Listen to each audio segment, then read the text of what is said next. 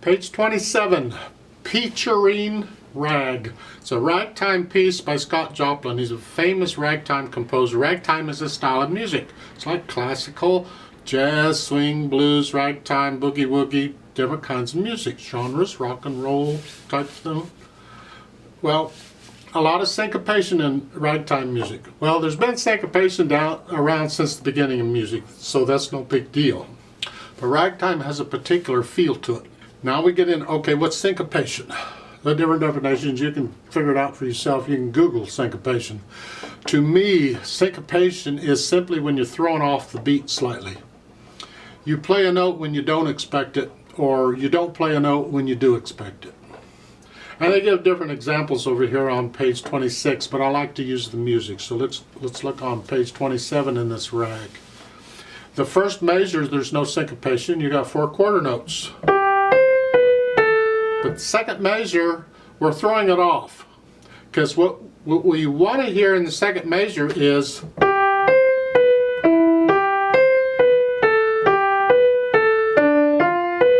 just a boom, boom, boom, nice and steady. But they throw it off. Yeah, the second note comes too quick. And the third note comes too quick. That's syncopation. It puts you at the edge of the, oh, this is cool. A lot of times, especially in ragtime music too, the left hand will keep a steady beat. So you can see in the left hand with all these quarter notes how the notes in the right hand, the upper staff, line up with them. In the second measure, they come together at first, and then you have a note, and then a note in the left hand, and then a note in the right hand, and then a note in the left hand, because the right hand's tied, and the left hand, and now they're together. Well, isn't that fine? They finally came back together. So it's like they're opposite each other. Syncopation.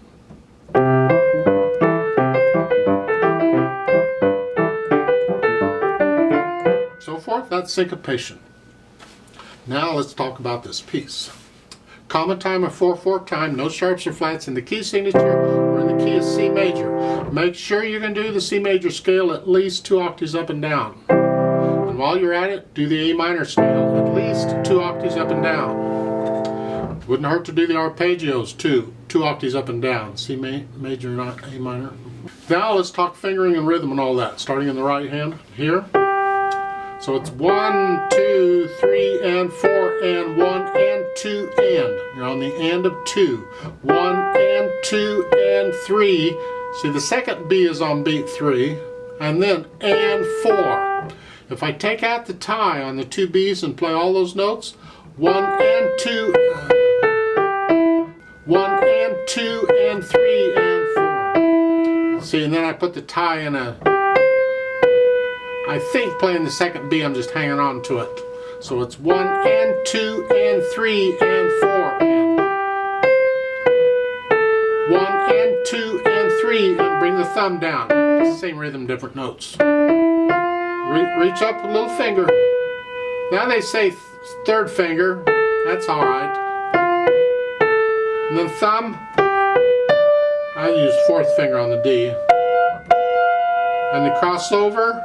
We've done this before. And then lift up and come down. 1 and 1. Thumb there. 2 and 3 and 4. And they're saying here.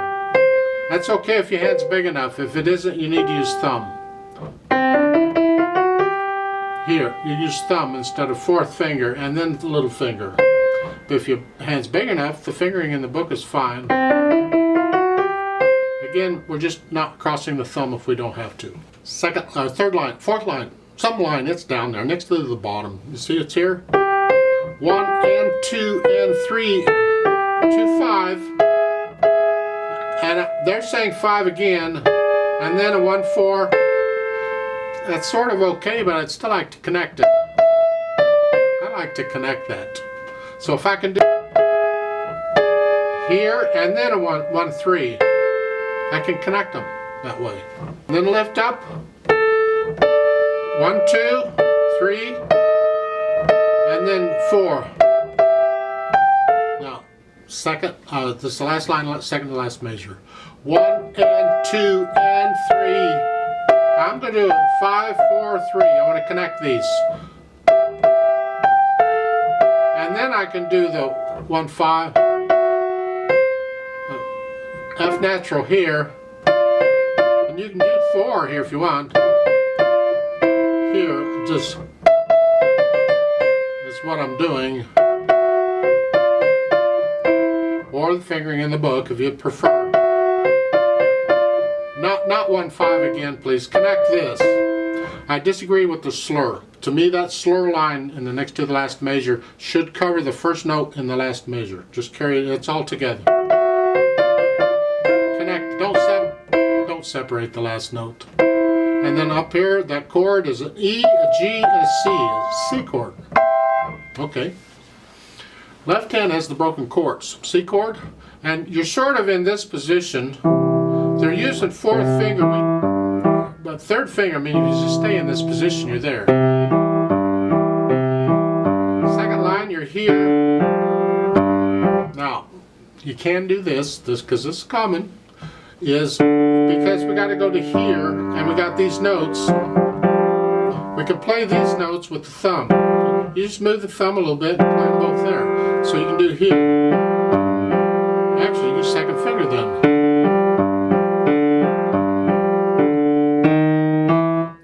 Nothing wrong with that fingering. It works. Why not? Try it out and see what you think. So the second line, I'm going to do a 2 on all the D's all the way across, and then the thumb on that. And then the third line is, then you're back to what you were doing, C chord. And then they're saying 4, and then lift up in the rest and come down. Thumb? I don't think so. We do it sometimes, but no, come on. So we're here.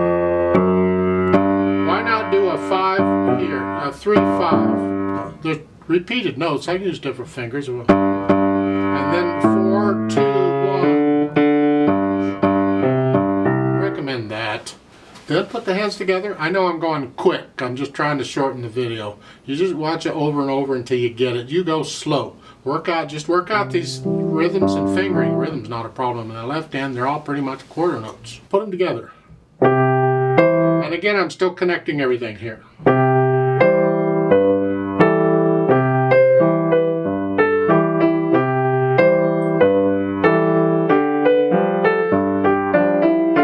So forth.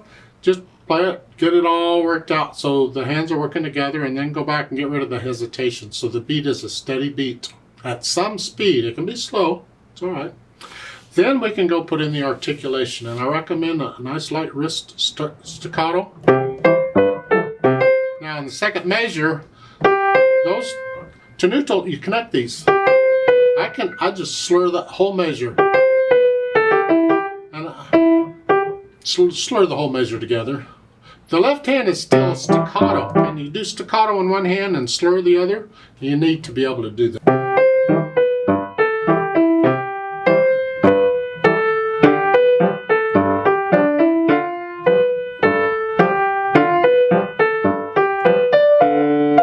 Third line down. Play the left hand.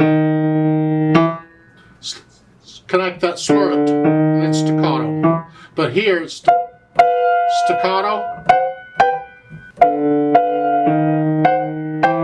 then lift up both hands, and then you're going up.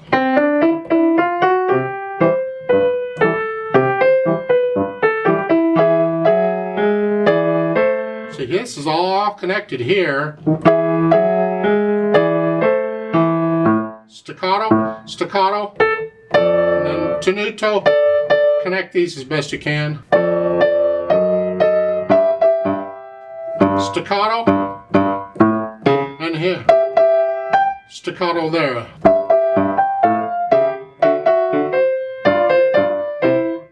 Connect these. But this is staccato. And the last note is a staccato with an accent. Then add the dynamics. So the dynamics go to the melody, which is the right hand, or the top note in the right hand. What do you think moderately loud is? into the second line, you go up. You're going to start going up to loud, but don't get loud until the second measure of the third line. So here, go up to here, go to here. That's the feeling you want.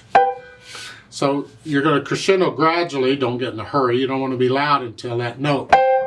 And then all of a sudden come down to moderately soft, and to go back up to moderately loud. Here, back up to like you were at the beginning, moderately loud.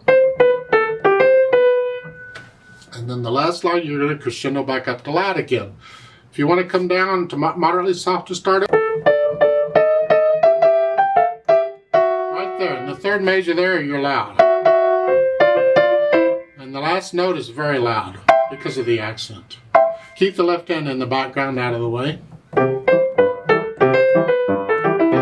So forth. So experiment with the dynamics. Get to know it where you're sort of comfortable with it. It's like in the third line. You might have to practice that, but the third line is a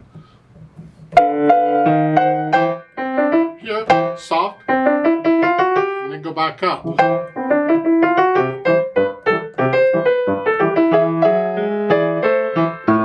So forth. Just don't get too loud on the moderately louds. Keep them down because you want some difference between the moderately loud and the loud. You may have to come down a little bit and go back up so that you can hear that difference better. Speed-wise, it's a happy piece, and it needs to be felt in 4. 1, 2, just a nice fast 4.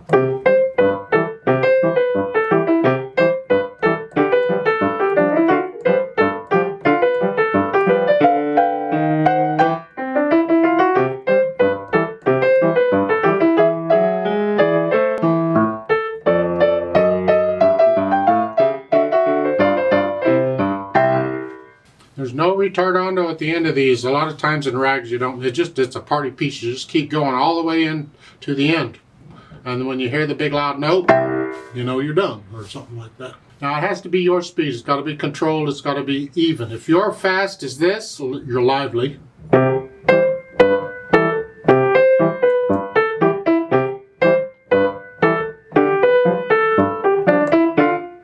Close enough. That's good enough. It's a personal thing, so it's up to you. And when you get into it and you start feeling this music, then you'll start putting in adjusting the dynamics and so forth. It's got to flow. It's got to feel like music, not just note, note, note, note, note. So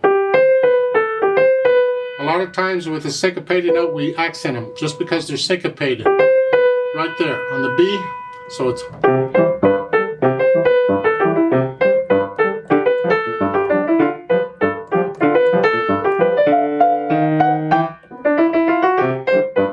So experiment and get into it and start feeling it. And how do you, what is the music telling you? Is there a message? Or do you feel anything with it? Or is it just mechanical note? I'm trying to get you to get beyond the mechanical note part of it, mechanics, and start thinking about the interpretation and feeling this. Ragtime is a fun piece. So have fun with it. And that's an order. Yeah.